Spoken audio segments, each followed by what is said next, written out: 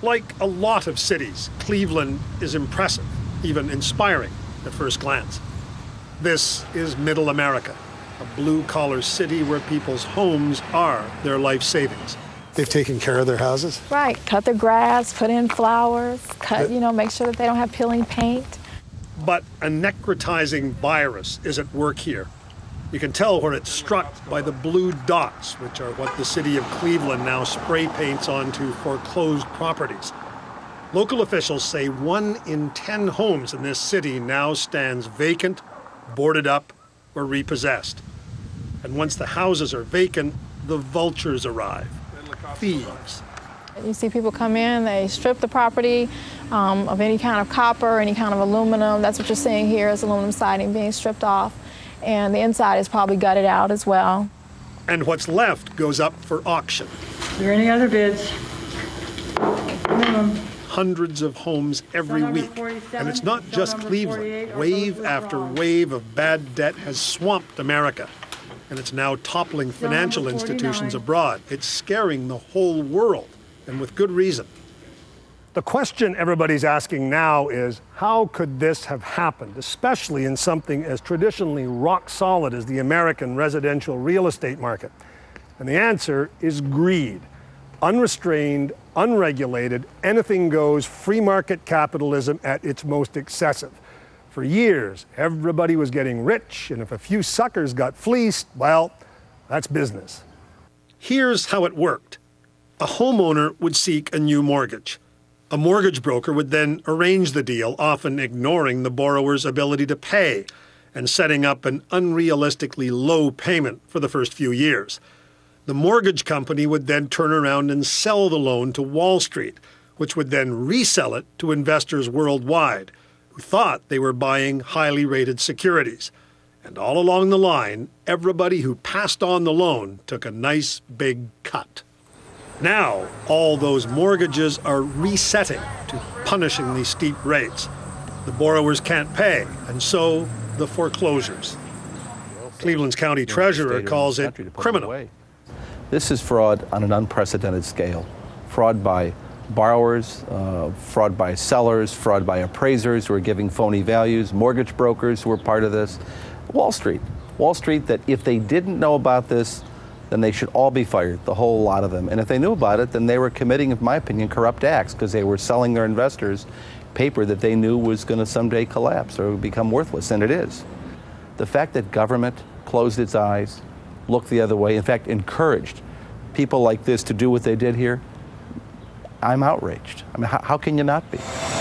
In this city, lenders and their agents clearly concentrated on the poorer black neighborhoods, where people would jump faster at offers of easy money. In some of these areas, 1 in 3 homes is now gone. How could I be so stupid? 13 years ago, Mariah Crenshaw inherited her family home. What do you figure it was worth at the time? It's around $50,000, $60,000. And you owned it lock, stock, and barrel? I owned it lock, stock, and barrel when Mom died. And that's all gone now? It's all gone. Where'd it go? It went to refinancing. She didn't pay attention to all the fees and the resets. Now she's lost the house. Not that it's really worth much anymore, she says. All the other foreclosures have gutted the neighborhood's property values anyway. It just takes and sucks the life out of everything around it. So it's something that even if you're not dealing with it personally, it still affects you. It affects everyone. A few streets over, Ronald McCulley says he's moving his family likely to another city. Not much point in staying, he says. No reason at all to. I mean, there's no value in the house, there's no value in the neighborhood, there's no value in the school system, there's no value in anything that I can see with my naked eye.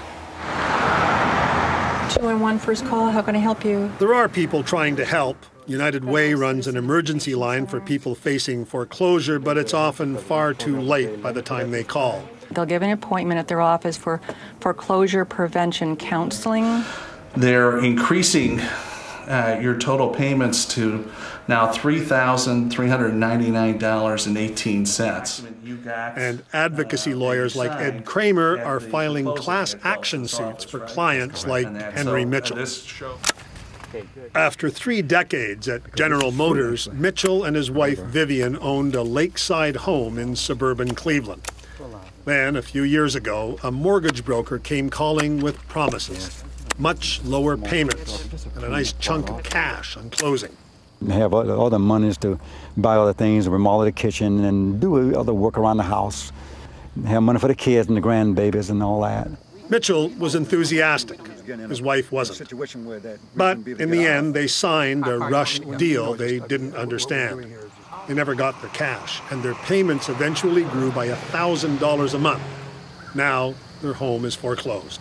I guess you wish you'd trusted your original Leary instincts. I honestly feel that I wish my husband would have listened to me a little closer. The sad fact, though, is that the Mitchells' money is gone. It's all gone, actually. The money has been made and spent, and the players have moved on, and all that remains is wreckage. As Jim Rokakis says, this is America. It's always greed. It's always greed. It was the S&L crisis in the 80s. It was the junk bond crisis of the late 1980s. And then take your pick. WorldCom, Global Crossing, Enron. This is America. Just keep rolling them right on out. Cleveland's vacant homes, meanwhile, are rotting. Most of them will have to be demolished. Of course, the city's on the hook for that. That'll probably cost about $100 million. Neil MacDonald, CBC News, Cleveland, Ohio.